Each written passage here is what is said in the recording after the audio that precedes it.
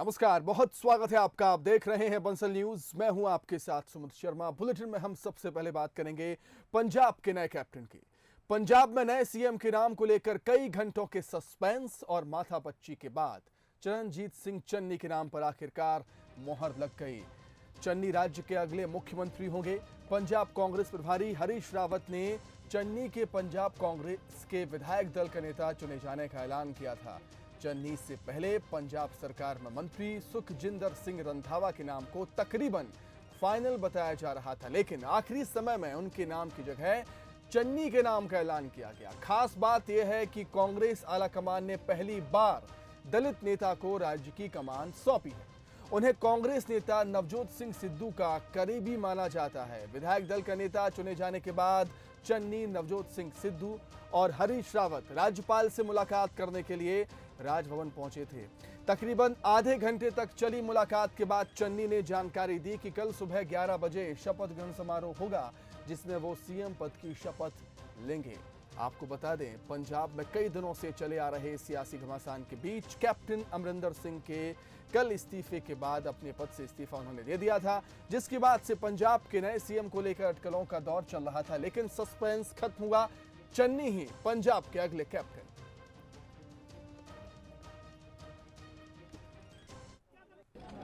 Congress party दी legislative party दी meeting हुई है। कांग्रेस के सारे एमएलए साहबान ने सर्बसम्मति नाल कांग्रेस पार्टी के सारे एमएलए साहब ने जो फैसला कल 5 बजे सर्बसम्मति नाल लिया है, उस बारे अज असी गवर्नर साहब नू अपना दावा पेश किया है।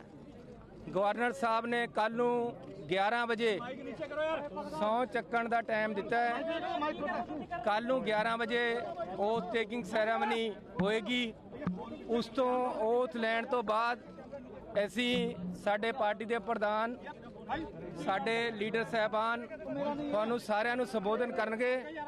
कल 11 बजे तक तुसी इंतजार करो। वहीं चन्नी के विधायक दल का नेता चुने जाने के साथ ही उनके समर्थकों में खुशी की लहर दौड़ गई। राज्य के अगले मुख्यमंत्री होने जा रहे हैं चन्नी, इसका पता चलते ही उनके समर्थकों ने पटाखे फोड़े और एक दूसरे को मिठाइयां खिलाकर जश्न मनाया। तस्वीरें हम आपको दिखा रहे हैं, चंडीगढ़ की तस्वीरें, जब चन्नी के समर्थकों में खुशी की लहर थी। जैसे ही नाम का ऐलान हुआ, वैसे ही समर्थकों में खुशी की लहर दौड़ गई और नाचते गाते हुए समर्थकों ने जश्न मनाया है, एक दूसरे को बधाइयां दी हैं, विक्ट्री साइन दिखाया है, मिठाइयां भी खिलाई एक दूसरे को।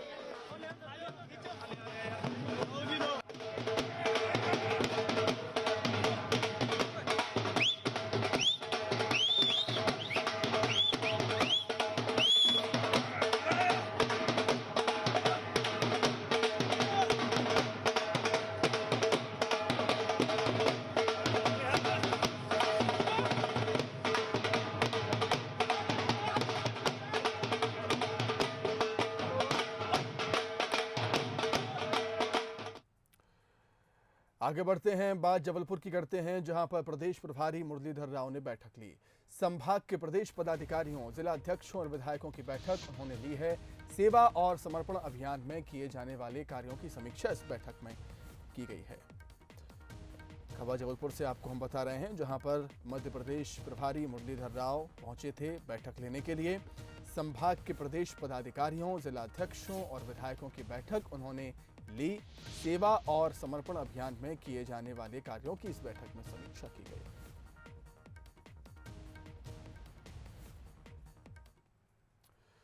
आगे बढ़ते हैं, केंद्रीय मंत्री ज्योतिरादित्य सिंधिया 22 सितंबर को 3 दिवसीय ग्वालियर दौरे पर आ रहे हैं। उनके दौरे को ऐतिहासिक बनाए जाने की कवायद भी तेज हो गई। उनके स्वागत के लिए शहर में जगह जगह होर्डिंग और पोस्टर लगाए गए। उनके समर्थकों ने सिंधिया की शान में इन होर्डिंग्स पर अलग अलग स्लोगन भी लिखे हैं। वहीं सिंधिया के दौरे पर अब सियासत भी तेज हो गई है। कांग्रेस का कहना है कि बीजेपी में सिंधिया और उनके समर्थकों का दबदबा बढ़ रहा है, जबकि बीजेपी का मूल कार्यकर्ता और नेता धीरे धीरे हाशिए पर आ रहे हैं। कांग्रेस माफी मांगती फिर रही है, कलेक्टर को पत्र देकर आई है कि हमारे ऊपर से मुकदमे हटाइए। हैं वो क्या बात करेगी? बात जो आप मूल रूप से कह रहे हो, तो अगर कोई नेता कोई उपलब्धि हासिल करके आता है वो केंद्रीय नागर विमानन मंत्री बने सिंधिया जी, पहली बार शहर में आ रहे हैं, तो निश्चित तौर पे जो उनके साथ जुड़े लोग हैं, जो भारतीय जनता पार्टी के कार्यकर्ता हैं, जो जनता है, उनका स्वागत करना चाहती है। अब आप जो बात तीसरी कह रहे हो कि उसमें बैक बेंचर्स और थर्ड बेंचर्स उनको बना दिया, मैंने जितने होर्डिंग्स देखे हैं, चाहे माया सिंह जी के मैंने मानी मामी जी के देखे नदी गेट के आसपास फूलबाग से लेकर वहाँ तक, उन्हें प्रमुख चेहरा मामी जी ही दिख रही है मेरे को। आप पता नहीं कौन सा होर्डिंग देख कर आए हैं। आज जो हमने पोस्टर्स देखे ग्वालियर चंबल अंचल में सिंधिया जी के, उसमें सिंधिया सरकार, तो जब सरकार ही सिंधिया जी की रहेगी तो केडार की तो कोई बात ही नहीं है। भाजपा का नेता तो अब उनको अपने अस्तित्व की लड़ाई लड़नी ही होगी, क्योंकि भाजपा पार्टी स्वयं को ही अस्तित्व की लड़ाई लड़नी है और कुछ एक नेताओं के मुट्ठी में भाजपा आ गई है और उनकी स्वयं की सरकार है। तो मुझे लगता है कि अब इनको अस्तित्व की लड़ाई जो पुराने स्थापित लीडर्स हैं बीजेपी, उनको करनी ही होगी। चलिए अब बात करेंगे बप्पा के विसर्जन की। राजधानी भोपाल में सीएम हाउस में गणपति बप्पा को विदाई दी गई। मुख्यमंत्री शिवराज ने पूजा के बाद बप्पा को विदा किया। सीएम शिवराज ने गणेश विसर्जन भी किया है। 4 तस्वीरें आप देख रहे हैं। पत्नी साधना सिंह भी उनके साथ मौजूद रहीं। प्रदेश में सुख समृद्धि के लिए बप्पा से प्रार्थना की है सीएम शिवराज ने। घर में ही कुंड बनाकर भगवान गणेश का विसर्जन किया गया। गणपति से प्रार्थना की है कि प्रदेश में कोविड की तीसरी लहर ना आए। सीएम ने ये कहा है। सीएम आगे कहते हैं कि सब सुखी हों, सबका कल्याण हो, सबका मंगल हो। कोविड के चलते बिगड़ी आर्थिक व्यवस्था फिर पटरी पर जल्दी आए। ये प्रार्थना बप्पा से सीएम शिवराज ने की है। गणेश उत्सव के दौरान बारिश होने से सूखे का संकट टला, ये बात भी कही है सीएम शिवराज ने। 4 तस्वीरें हम आपको दिखा रहे हैं। राजधानी भोपाल में सीएम हाउस में गणपति बप्पा को विदाई दी गई, बप्पा की आरती उतारी गई। और दूसरी तस्वीर में देखिए बप्पा की विदाई किस तरीके से। सीएम शिवराज यहां पर आपको नजर आ रहे होंगे। धर्मपत्नी साधना सिंह भी उनकी मौजूद थी। विसर्जन किस तरीके से किया गया वो भी देखिए और प्रसाद का वितरण भी वहां पर किया। वहीं अनंत चौदस पर प्रदेश अध्यक्ष वी डी शर्मा ने भी पत्नी के साथ पूजा की। भगवान गणेश की संगठन की मजबूती के लिए भगवान गणेश से आशीर्वाद मांगा है। प्रदेश की खुशहाली के लिए भगवान गणेश से प्रार्थना की है प्रदेश अध्यक्ष वी डी शर्मा ने। तो 10 दिनों के बाद बप्पा का विसर्जन हुआ। अनंत चौदस पर वी डी शर्मा ने भी अपनी धर्मपत्नी के साथ पूजा अर्चना की है। भगवान गणेश की संगठन की मजबूती के लिए भगवान गणेश से प्रार्थना की, आशीर्वाद मांगा।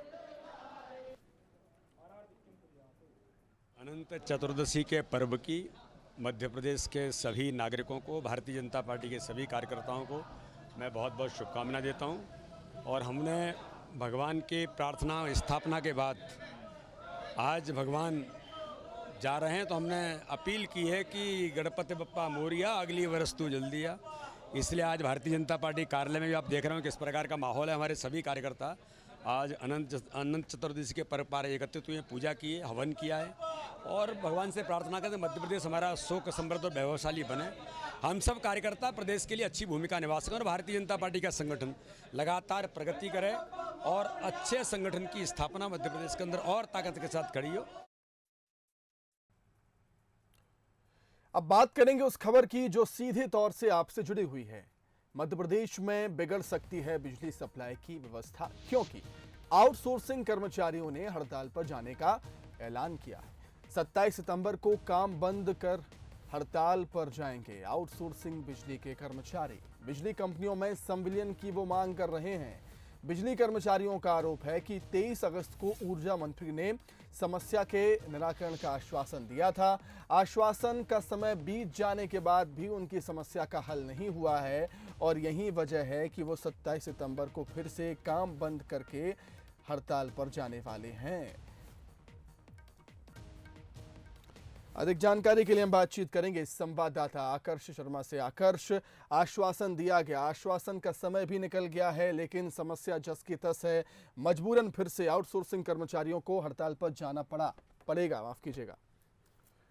सुमित, आपने सही कहा कि 1 महीने का वक्त बीत गया। जिस तरीके से ऊर्जा मंत्री से मुलाकात के बाद आउटसोर्सिंग कर्मचारियों ने अपनी हड़ताल जो है वो स्थगित कर दी थी, लेकिन 1 महीने बीत जाने के बाद उनकी मांगें पूरी नहीं हुई हैं। यही कारण है कि उन्होंने फिर से हड़ताल पर जाने की बात कही है। यदि मैं बात करूं तो इनकी करीब 19 मांगे हैं, लेकिन 7 सूत्री मांगों को लेकर ये हड़ताल कर रहे थे। बीते दिनों भी ये सीएम से लेकर ऊर्जा मंत्री से मुलाकात का समय मांगा, लेकिन ऊर्जा मंत्री ने मुलाकात का समय दिया। उसके बाद आश्वासन दिया गया था कि जो उनकी प्रमुख मांगे हैं, जो जायज मांगे हैं, वो पूरी कर दी जाएंगी, लेकिन 1 महीने बीतने के बाद उनकी एक भी मांग नहीं पूरी की गई है। यही कारण है आउटसोर्सिंग कर्मचारियों में आक्रोश देखने को मिल रहा है और उन्होंने चेतावनी देते हुए वीडियो वायरल किया है कि जल्द उनकी मांगों पर विचार नहीं किया जाता है तो वो हड़ताल पर चले जाएंगे, और हड़ताल पर जाते हैं तो हम कह सकते हैं मध्य प्रदेश में बिजली सप्लाई प्रभावित हो सकती है। तो मैं ठीक है आकर्ष, आपका बहुत धन्यवाद तमाम बातचीत के लिए। तो 1 महीने पहले आश्वासन मिला था, आश्वासन की समय सीमा निकल गई है, लेकिन समस्या जस की तस बनी हुई है आउटसोर्सिंग कर्मचारियों की। यही वजह है कि वो 27 सितंबर को काम बंद हड़ताल पर जाने का ऐलान उन्होंने कर दिया है। कई मांगे हैं, विभिन्न मांगों को लेकर आउटसोर्सिंग कर्मचारी हड़ताल पर जाएंगे। राजधानी भोपाल में सीएम शिवराज सिंह चौहान ने वरिष्ठ चिकित्सक डॉक्टर एनपी मिश्रा को श्रद्धांजलि दी। मानस भवन पहुंचकर सीएम शिवराज ने दिवंगत डॉक्टर एनपी मिश्रा को श्रद्धांजलि अर्पित की है। सीएम शिवराज ने डॉक्टर एनपी मिश्रा के योगदान को याद किया। तस्वीरें हम आपको दिखा रहे हैं। सीएम शिवराज सिंह चौहान मानस भवन पहुंचे थे, जहां पर वरिष्ठ चिकित्सक डॉक्टर एनपी मिश्रा को उन्होंने श्रद्धांजलि अर्पित की, पुष्प अर्पित किए और उनके योगदान को याद किया। एक ऐसा नाम कि जिनके बिना मध्य प्रदेश और विशेषकर भोपाल का चिकित्सा जगत अधूरा है। और कोई गंभीर बीमार होता था और जब ये पूछते थे कि भोपाल ले जाना पड़ेगा, किसको दिखाना है, तो लोग एक ही उत्तर कहते थे, डॉक्टर एनपी मिश्रा को दिखाना है। गांव गांव में उनका नाम था।